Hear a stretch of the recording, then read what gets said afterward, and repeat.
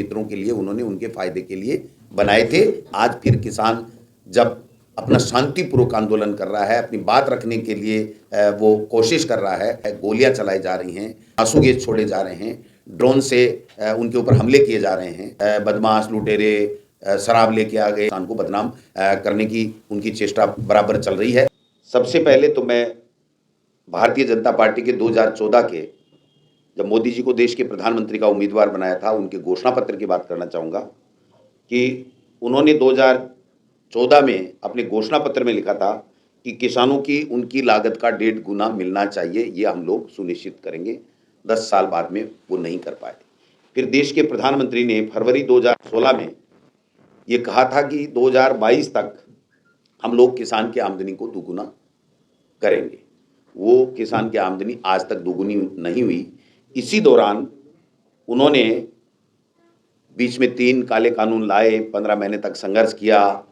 3 काले कानून वापस माफ़ी मांगते हुए देश के प्रधानमंत्री ने किसानों के आंदोलन को के आगे झुक करके माफ़ी मांगी और वापस 3 काले कानून लिए और एक कमेटी बनाई और उस कमेटी में कहा कि यह कमेटी फैसला जल्दी करेगी कि किस प्रकार से आपकी मांगों को हम लोग माने और किस प्रकार से जो जो मुद्दे हैं किसानों के, उनका हम इस कमेटी की राय के मुताबिक फैसले करें, जिसमें एमएसपी भी एक महत्वपूर्ण मुद्दा था कि एमएसपी पे कानून लाए। और देश के प्रधानमंत्री जो 2011 में 2 मार्च 2011 को मनमोहन सिंह जी जब देश के प्रधानमंत्री थे, तो एक कोर ग्रुप बना हुआ था जिसमें तत्कालीन गुजरात के मुख्यमंत्री नरेंद्र मोदी जी ने जो चेयरमैनशिप में एक कमेटी ने रिपोर्ट दी थी, जिसमें भी एमएसपी के लिए इन्होंने कानून की मांग की थी और अपना फैसला उस कमेटी के माध्यम से देश के प्रधानमंत्री उस वक्त मनमोहन सिंह जी थे, उनसे मांग की थी।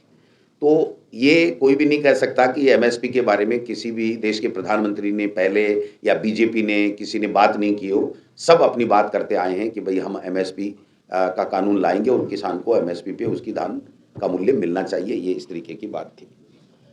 जो 15 महीने तक आंदोलन हुए उसमें 750 के लगभग किसान शहीद हो गए।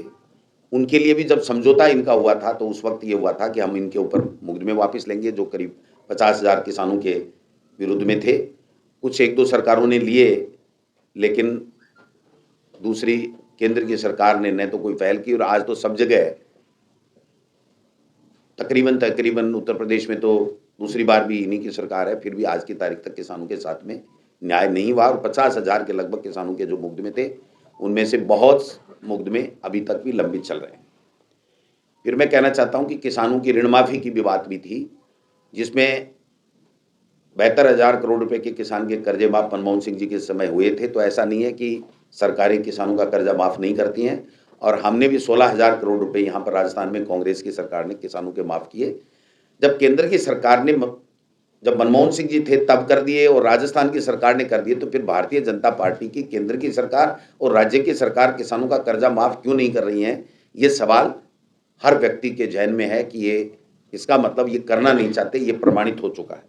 तीसरी चीज मैं कहना चाहता हूं कि जो वादा खिलाफी के खिलाफ किसान आंदोलन कर रहे हैं, ये इसलिए कर रहे हैं वादा खिलाफी के खिलाफ कि इन्होंने बाकायदा लिखित में समझौता किया था। समझौते की डेट भी मैं बता दूंगा। इन्होंने किसानों से लिखित में समझौता किया था कि हम एक कमेटी बना करके आपके जो एमएसपी सहित इश्यू हैं उनको हम हल करेंगे। और मैं समझता हूं कि शायद वो कमेटी जो है उसका डेट नहीं है सर, मीटिंगें हुई हैं और कमेटी ने रिपोर्ट भी जो सुनने में आया दे दी, लेकिन उसमें एमएसपी का जिक्र भी नहीं है और बाकी उसको सार्वजनिक नहीं किया जा रहा है। तो मैं समझता हूं कि किसानों को वापस आंदोलन करने के लिए मजबूर होना पड़ा और आज जो किसान आंदोलन कर रहे हैं उनके साथ में किस प्रकार से बर्बरतापूर्वक कार्रवाई की जा रही है, जैसे आतंकवादियों के खिलाफ भी नहीं की जा सकती और जो पाकिस्तान है जहां से आतंकवाद आता है उनके खिलाफ भी इस तरीके की कार्रवाई नहीं होती है, ऐसी किसानों के साथ में हो रही है। तो मेरा कहने का मतलब है कि जब पहले जो शहीद हो गए उनका मुआवजा नहीं, जो वायदा इन्होंने लिखित में देश के प्रधानमंत्री जी के कृषि मंत्री ने और सरकार ने, भारत सरकार के अधिकारियों ने किया, उस पर काम नहीं।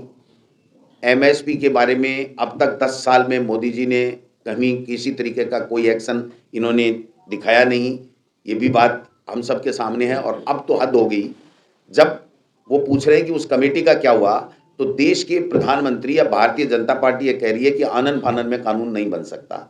एमएसपी का कानून के लिए बहुत समय चाहिए, ये बहुत जटिल बात है।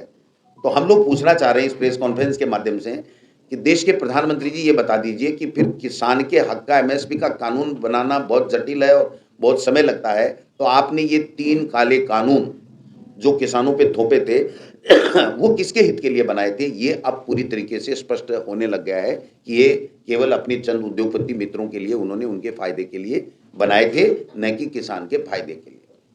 आज फिर किसान जब अपना शांतिपूर्वक आंदोलन कर रहा है, अपनी बात रखने के लिए वो कोशिश कर रहा है, तो उसको दबाया जा रहा है, गोलियाँ चलाई जा रही हैं, आंसू गैस छोड़े जा रहे हैं, ड्रोन से उनके ऊपर हमले किए जा रहे हैं। आप बताइए कि इस देश में, लोकतांत्रिक देश में, क्या किसी को अपना आंदोलन करने का, अपनी बात रखने का, शांतिपूर्वक अपनी आंदोलन करने का कोई अधिकार नहीं है क्या? तो ये अधिकार भी किसानों से छीना जा रहा है कि आप कोई आंदोलन नहीं कर सकते। अब उनके ऊपर पहले भी झूठे आरोप लगाए थे, आतंकवादी हैं, अफ़गानिस्तानी हैं, पता नहीं कितने-कितने चोर और डाकू, पता नहीं क्या-क्या बता दिया था। आज फिर उसी शैली में जवाब दिया जा रहा है। उनको उसी तरीके से बदमाश, लुटेरे, शराब लेके आ गए, ये करके आ गए, वो करके आ गए, इस तरीके से किसान को बदनाम करने की उनकी चेष्टा बराबर चल रही है। मैं समझता हूँ कि इसका हम लोग सब विरोध कर रहे हैं। किसानों ने कल बंद का आह्वान किया है, कांग्रेस पार्टी ने भी फैसला किया है कि हम इसके बंद का समर्थन करेंगे। कोई हिंसा नहीं हो, किसी राज्य की संपत्ति का नुकसान नहीं हो, ये सब सुनिश्चित करते हुए हम सब लोग भी उनके साथ में, किसानों के आंदोलन के साथ में रहेंगे। और हमारे नेता राहुल गांधी जी और हमारे अखिल भारतीय कांग्रेस कमेटी के हमारे अध्यक्ष आदरणीय खड़गे साहब ने बहुत ही स्पष्ट शब्दों में ये कह दिया है कि हमारी सरकार आते ही हम लोग किसान के लिए एमएसपी लागू करेंगे। ये एक बहुत बड़ी बात है जिसका हम सब लोग स्वागत करते हैं, किसानों ने स्वागत किया है। और कांग्रेस पार्टी के लिए ये है कि जो कहते हैं वो करते हैं। पहले भी किसानों के 72,000 करोड़ के कर्जे माफ़ किए हैं और मैं समझता हूँ कि अब भी हमने जो कहा है वो करके हम लोग दिखाएँगे, ये मैं आपसे निवेदन करना चाहता हूँ। तो जिस प्रकार से ये जो चल रहा है, ये सब बहुत ही देश के लिए घातक है, देश के लोगों के लिए, प्रजातंत्र को ख़त्म कर रहे हैं। किसी को बोलने का अधिकार नहीं, किसी को आंदोलन करने का अधिकार नहीं। मैं समझता हूँ कि आज इस कड़ी में एक और महत्वपूर्ण फैसला हमारे सुप्रीम कोर्ट का आया है। हालाँकि ये इसका विषय नहीं था हमारी प्रेस कॉन्फ्रेंस का, लेकिन चूँकि एक बहुत बड़ा फैसला है जिसमें देश के लोगों की, प्रजातंत्र की जीत हुई है, आम व्यक्ति की जीत हुई है। और ऐसे लोग जिन्होंने साजिश रच करके और पर्दे के पीछे बड़ा खेला किया, बड़े घोटाले किए, उनकी पोल खुली है। हमारे जो सुप्रीम कोर्ट है उसने इलेक्ट्रॉनिक इलेक्ट्रॉनिक बॉन्ड जो है, उनका जो 2017 में इन्होंने किया था, उनको पूरी तरीके से असंवैधानिक बताते हुए उनको ख़त्म किया है। उस कानून को ख़त्म किया है इन्होंने और उनके फैसले को समाप्त किया और रिपोर्ट मांग ली है कि आप बताइए कि एसबीआई किस-किस तरीके से किस-किस का कितना मिला और वो सारी चीज़ें सार्वजनिक की जाए। तो मैं समझता हूँ कि ये पाप का घड़ा अब भर चुका है, ये फूटने की ओर है, क्योंकि हम तो पहले दिन से ये कह रहे थे कि ये बहुत बड़ा घोटाला है और इसके माध्यम से हर वर्ग को, हर पूंजीपति को दबाया जा करके, कुचला जा करके अप्रत्यक्ष रूप से उनसे इलेक्ट्रॉनिक बॉन्ड के माध्यम से चंदे लिए जा रहे हैं और अपनी पार्टी का जो है फंड भरा जा रहा है। मैं समझता हूँ कि इस फैसले का भी हम लोग बहुत-बहुत स्वागत करते हैं और हमें शंका है कि अब भी भारत सरकार, भारतीय जनता पार्टी के कहने से अब भी ऐसा कोई न कोई उसमें रास्ता ढूँढेगी जिससे उनको वो सूचना नहीं देनी पड़े और कोई न कोई ऐसा कोई गज़ट नोटिफ़िकेशन नहीं आ जाए, ये हमें शंका बनी हुई है, जिसके माध्यम से ये कह दें कि नहीं साहब, हम ये सूचना भारतीय जनता पार्टी से नहीं ले सकते। मैं समझता हूँ ये भी हो सकता है, ये शंका पूरे देश में लोगों में, बुद्धिजीवी वर्ग में बनी हुई है, तो उसको भी हम आगे चर्चा करेंगे अगर इस तरीके से होता है। लेकिन इस कोर्ट के फैसले का स्वागत करते हैं। किसानों के साथ में जो अन्याय हो रहा है, उसके साथ हम किसानों के साथ में खड़े हैं। उनका जो अधिकार है शांतिपूर्वक आंदोलन करना, जो उनका मौलिक अधिकार है, उसकी रक्षा करें और जिस प्रकार से ये गोलियां चला करके और ड्रोनों से हमले कर करके किसान को बदनाम करके ये कुचलना चाहते हैं उनका आंदोलन का, ये कतई नहीं होने देंगे। कांग्रेस पार्टी पूरी तरीके से किसान के शांतिपूर्वक आंदोलन के साथ में खड़ी है। हम सब लोग आप सबका भी स्वागत करते हैं कि आप इतनी संख्या में आए हैं, आपका स्वागत है। और राजस्थान की सरकार के बारे में अगर मैं पर्ची सरकार के बारे में नहीं बोलूँगा तो कहेंगे साहब यहाँ पर आए ही नहीं, आप दिल्ली और देश में घूमते रहे। तो मैं यहाँ पर आना चाहता हूँ। इन्होंने जो राजस्थान में पर्ची से बनी हुई सरकार है बीजेपी की, उन्होंने पहले ही दिन कृषि मंत्री ने कह दिया कि किसान का कर्जा माफ करने का सवाल ही नहीं उठता, किसान को कर्ज देना ही नहीं चाहिए, क्योंकि किसान की आदत खराब हो गई है कि वो लोन ले लेता है और फिर जानबूझ के चुकाता नहीं है। इसलिए किसान को लोन ही नहीं मिलना चाहिए और किसान का कर्जा माफ नहीं होना चाहिए। ये राजस्थान की सरकार का एक तरीके से स्टेटमेंट आ गया है। तो उनकी सोच हमारे सामने सबके आ चुकी है। एक उन्होंने बार बार हम पे हमले किए थे कि 19,000 लोगों की ज़मीनें कुड़क हो गई हैं, जो नेशनलाइज बैंकों के जो भी ऋण था वो नहीं चुका पाए, उनके कितने हुए कितने नहीं हुए। लेकिन इनका अंतरिम बजट भी आ गया है और उसके बावजूद आप मुझे बता दीजिए कि उन्होंने अगर अपने अंतरिम बजट में 1 रुपया भी उनके मुआवजे का कोई प्रावधान रखा हो तो बता दीजिए।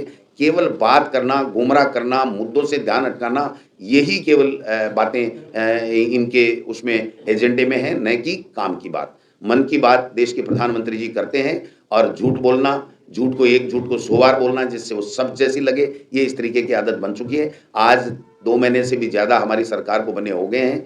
किसान के लिए कुछ भी नहीं। एक तरफ मोदी जी 12,000 का किसान सम्मान निधि की बात करते हैं और ये 8,000 की घोषणा करते हैं। भाई ये तो हम ही दे रहे थे, हमारी सरकार ही दे रही थी। जो हमने घोषणा की है उससे आप कम दे रहे हो, तो आप कांग्रेस की सरकार को किस दृष्टि से गलत बता रहे हो। बहुत बड़े जोर-जोर से इन्होंने मुद्दा उठाया था कि किसान का कर्जा माफ नहीं हुआ, किसान का कर्जा माफ नहीं हुआ। हमने उनका सरकार के समय घोषणा जो की थी उसका भी 6,000 करोड़ रुपए हमने चुकाया है और बाकी 10,000 करोड़ रुपए हमने 16,000 करोड़ रुपए हमने किसान के कर्जे के माफ करके पैसा चुकाया है। इन्होंने इस तरीके का कोई प्रावधान नहीं रखा है। इनके केंद्र बिंदु में न किसान है, न किसान का कल्याण है, न उसकी मजबूती है, न उसकी आमदनी दुगुनी करने का कोई एजेंडा है। इनको तो केवल झूठ बोल करके, बरगला करके और वोटों की फसल काटनी है। फिर ये लोकसभा में मोदी जी और केंद्र के नेता आएंगे, फिर बरगलाने की बातें करेंगे और बरगला करके वोट लेने की चेष्टा करेंगे। लेकिन राजस्थान के लोग समझ चुके हैं, राजस्थान का हर वर्ग समझ चुका है कि इनकी कथनी और करनी में फ़र्क है। कांग्रेस जो कहती है वो करती है, हमेशा किसान के हित की बात करती है और भारतीय जनता पार्टी हमेशा गुमराह करने की बातें करती है, वो कभी किसान की नहीं होती है। तो ये जो बात थी वो आपसे शेयर करने के लिए मैं आया और मेरे प्रभारी जी आए, तो हम सब लोग आपका स्वागत भी करते हैं और अपनी कोई बात हो तो आप बताएं जिस